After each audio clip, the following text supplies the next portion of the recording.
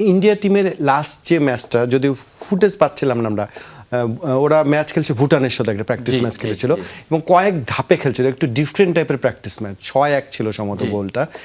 ওই জায়গাটায় লেখালেখি সব হাই প্রেসিং ফুটবলের কথা বারবার বলতেছিল, ওরা একসঙ্গে যাওয়া, ওইটা নিয়ে কি রাকিব ভাই আলাদাভাবে কাজ করেছিলেন যে ইন্ডিয়া হাই প্রেসিং ফুটবলটাকে আপনারা কিভাবে দেখবেন? হ্যাঁ, আসলে কোচ এটা নিয়ে কাজ করছিল আমাদেরকে, কিন্তু নেপাল ম্যাচের আগেও এটা বলছে এবং নেপাল ম্যাচের পরেও বলছে। আমরা কিন্তু প্র্যাকটিস করছি মূলত ইন্ডিয়া ম্যাচ নিয়ে সব সময়, আমাদের ফোকাস ছিল ইন্ডিয়া ম্যাচের। তো আমাদের কিভাবে আমরা বিল্ড আপ করবো, কারণ ওরা হাই প্রেস করবে। ওরা কিন্তু খেলার প্রথম মিনিট থেকে কিন্তু হাই প্রেস করতেছিল।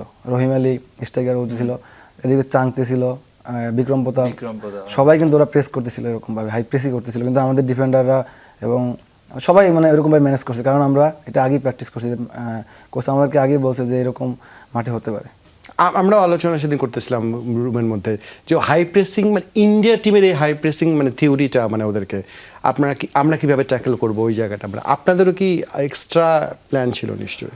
না, আপনার জন্য তো একটা আসলে আমরা তো মানে ওভারঅল সবসময় বিল্ড আপ প্লে করি, এবং তাদের যেই প্রেসিং স্ট্রাকচারটা ছিল স্পেশালি, মানে ওরা খুবই ভালোভাবে ক্লাস করেছেন, যেটা আমরা সবসময় রাইট সাইড দিয়ে বিল্ড আপ করি। তো সেই ক্ষেত্রে দেখা গেছে যে ওরা আপনার সবসময় রাইট সাইডটা ব্লক করেছিল, হয়তো বা দেখতে পারবেন ভিডিওতে। ওরা চাচ্ছিল যে লেফট সাইডে খেলাটা যেন শুরু হয় আমাদের। তো আমরা আসলে আমাদের মিডফিল্ড যে তিনজন ছিল তাদের রোলগুলো খুব ভালো ছিল, এবং সেই ক্ষেত্রে দেখা গেছে যে আমরা যেই মানে বিল্ড আপ পজিশনে থাকা অবস্থায় যে মিসগুলো হয় সেগুলো আমরা করি নাই। কারণ আসলে ইন্ডিয়া ম্যাচে আমরা অতটা বিল্ড আপ করতে পারি নাই, বিকজ আসলে ওরা খুবই হাই প্রেস করেছিল আমাদের, এবং আমরা সেফ ফুটবল খেলাটার চেষ্টা করেছিলাম, কারণ আমরা অনেক আর্লি গোল পেয়েছি।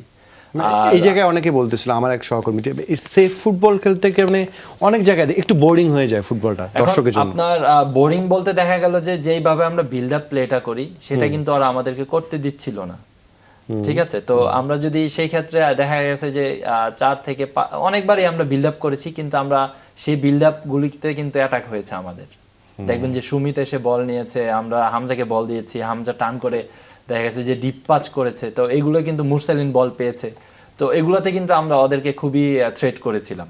তো সেই ক্ষেত্রে কিন্তু যেটা রাকিব বলল যে আমরা লাস্ট মিনিটে যে কিন্তু একটা 1v1 ফাইন যেই সুযোগটা পেলো, এটা কিন্তু ওইখান থেকে এসেছে।